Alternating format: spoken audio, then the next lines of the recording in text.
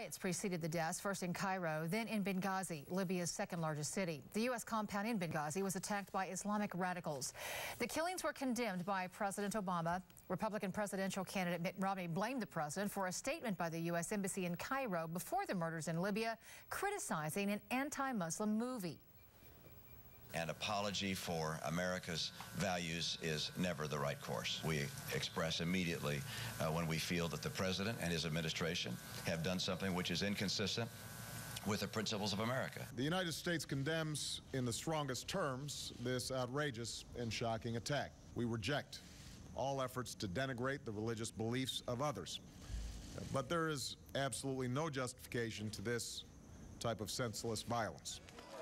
The tragedy becomes a test of foreign policy. With just 7 weeks until Election Day, the FBI is involved in the investigation of the deaths of the American diplomats. And it is being described as a well-planned and orchestrated attack. The killers of U.S. Ambassador Christopher Stevens and 3 other Americans were well armed and seemed to know the layout of the U.S. consulate in Benghazi. As 9 News reporter Dave Delosier tells us, experts in Middle Eastern affairs point to the fingerprints of a terror group. They're definitely targeted. The U.S. consulate in Benghazi, Libya, was the target of protesters angered by a film that ridiculed the Prophet Muhammad. It's definitely possible that the demonstration was a facade, that it happened to divert the attention of the security. Professor Shao Gubai is an expert on the Middle East. He believes the attack on the U.S. consulate and the killing of U.S. Ambassador Christopher Stevens was a highly organized terror attack. There is no question that those who actually executed this operation were very well organized. It's not just hoodlums who happen to be upset about a YouTube video. This has been very organized to be able to target ambassador, to be able to find what is the route of escape. How many protests do you see where they're carrying RPGs?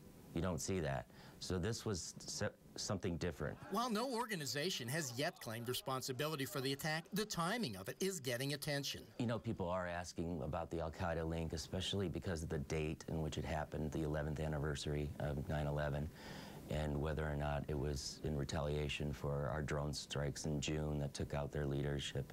Getting to the bottom of who was responsible for this may be difficult. The Libyan government is in its infancy following the ousting of Muammar Gaddafi. In a country barely removed from anarchy, it may fall to the U.S. for a response. Definitely something that we need to address strongly in words and also in actions. This is Dave Delosier, 9 News. And in an effort